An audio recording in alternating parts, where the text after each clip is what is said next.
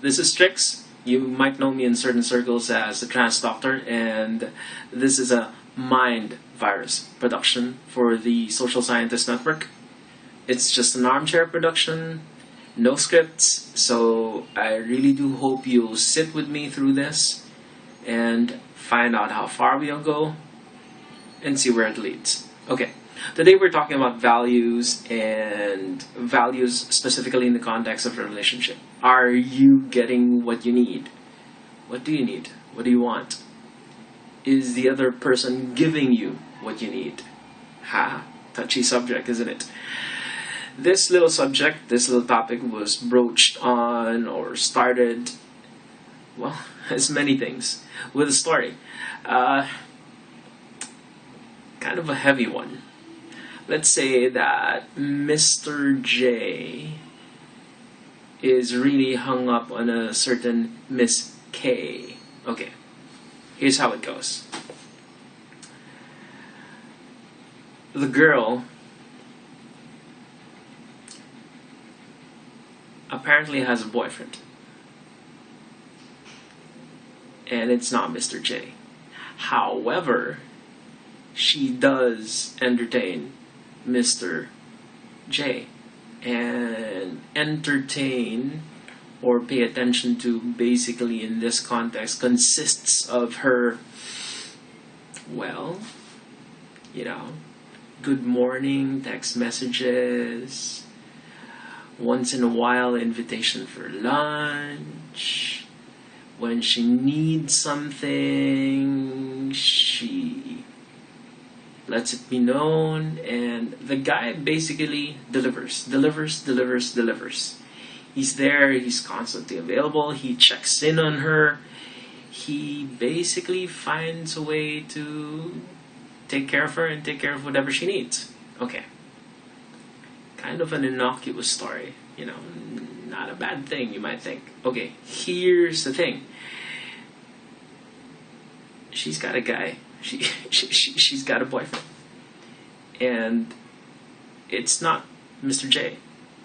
And the reason why Mr. J is still hanging on is, well, the signals are quite confusing. She's sending out signals like she's interested, or like the guy actually stands a chance.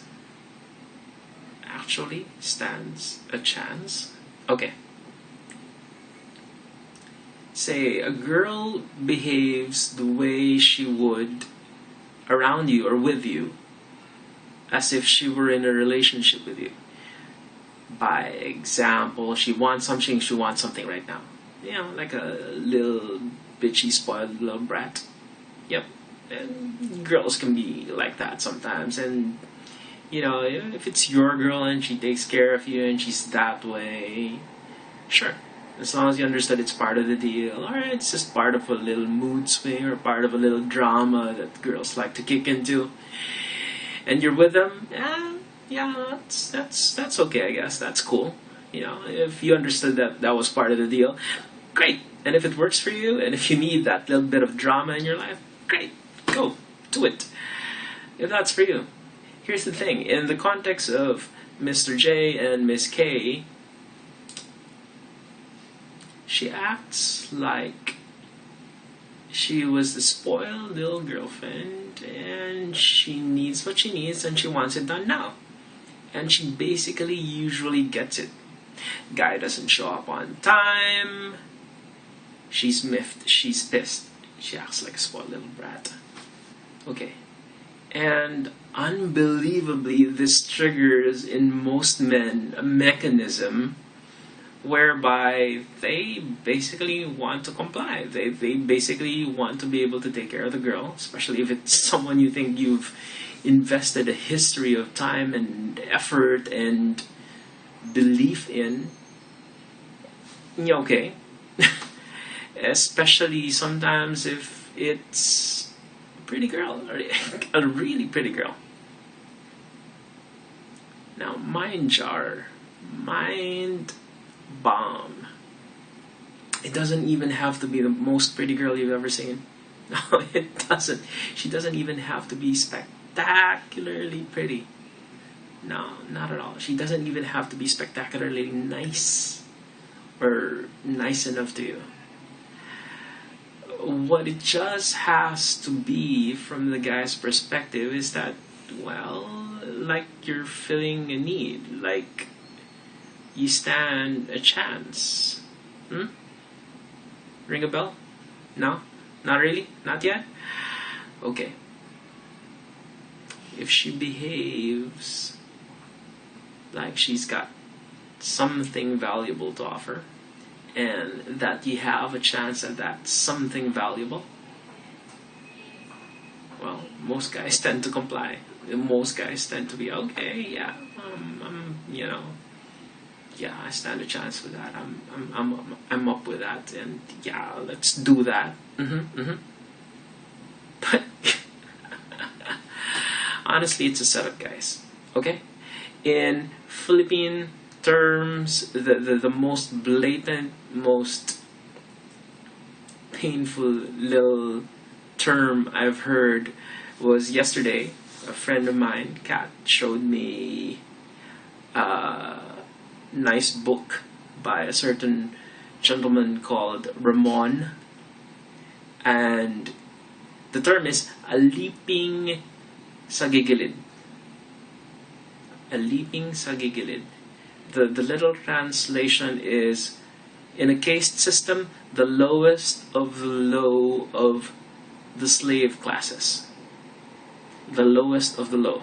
In pickup artist terms, the term probably would translate to orbiter. One who the girl keeps around. An orbiter is some guy, some poor little dork, some poor hapless little chap whom the girl likes to keep around, and keep around because it's useful. It's useful for her. She gets value out of him, and well, if the guy keeps giving, she keeps taking. But for an orbiter, it's basically more of a one-way street or an imbalanced proposition. You think you're getting something, but you're getting the gamble. You're getting a frame-up, you're getting a setup, you're getting something you think you're getting, but you're not getting it. You're not. You're never, ever, ever gonna. Okay? And you may get a glimpse of it or some version of it, but whatever you think you're getting out of it, reconsider if you are. Okay? It's not even that you're just an orbiter. What you are is aliping sa gigilid. You're the lowest of the low of the slaves. You're somebody who brings her stuff, who drives for her, who gets stuff for her. You're the guy she needs a crash date for. You show up. You're there for her lunches. You're there for her emergency meetings. You bring her clients. You bring her flowers. You bring her whatever the what she wants. Aliping sa gigilid. Lowest of the low of the slaves. In orbiter terms, let's invent a term right now. You are the most peripheral, outermost orbiter. You are the super peripheral orbiter. She is the center of your freaking universe, and you're way outside of the peripheries. Still isn't registering? Okay. She pays attention to you whenever she wants to, and you feel how, wow, yeah, I'm getting attention. It isn't consistent, is it? Well, the reason why it isn't consistent is that you're just an orbiter, and you may be one of many. What if, I don't know, dozens? Ouch. The reason why she's in touch every once in a while is, well, she's occupied. But reconsider, how busy can a girl be? Come on. Whatever she's doing, whatever she's studying, whatever work it happens to be, does it really take that much time? You want to meet her after work, your work. Okay, when you've got more time, you want to be sweet, you want to be romantic, you want to be in a situation where it's an intimate thing for you and her. She wants it in a limited social setting. estranged from her friends, just you and her, and you think it's wow, just you and her. But it's just you and her somewhere in the middle of her workday. Like, lunch and none of her friends are there. You may or may not even know who her friends are. She may or may not even care who your friends are. She may not even have met them or even bothered to meet them. Still not ringing a bell? Okay. You, my dear poor friend, poor little chap, you're an aliping sagigilid. You are the lowest of the low of the slave castes. You are a super peripheral orbiter. You have this strange, sincerely painful, sincere belief that she is the center of the universe. And I have news for you. You are just an orbiter and you mean nothing to her. Well, you do mean something. You're valuable. You're valuable for whenever she feels like it. Whenever she has a need, whenever she has an itch she needs to get scratched. And it's not even the kind of itch you'd like to help her scratch. You get my drift? You're there because you're useful. You want to hear something painful? Check out when she invites you for whatever it is. Okay? If she keeps inviting you for those small little meetups with a decreasing frequency, if she keeps inviting you for those small little meetups at specific dates of the month, oh, come on. Not important on her agenda? Or have you ever considered that you're being scheduled? Yep, you're on her little schedule. You're number 30 of a 20 number list. Ow. So, what I'm essentially trying to say is, this is not a Disney story. Ouch, ouch, ouch, and you're in a load of crap. And I'm sorry to say, it's not going to be a good life for you, and you've got to wake up. The point of the story, because there's this, unlike your supposed little love life, unlike your supposed little relationship, and I have news for you, a relationship relates or goes both ways. If you aren't being offered, as as utilitarian as this sounds, if you aren't getting any value from her, well, why are you there at all? I mean, she pays attention to you just enough to hook you. That's a gamble. That's a gambler's mentality. You're hooked once. You think you have the possibility of winning again. You bet. You keep on giving, and you're not gonna get any.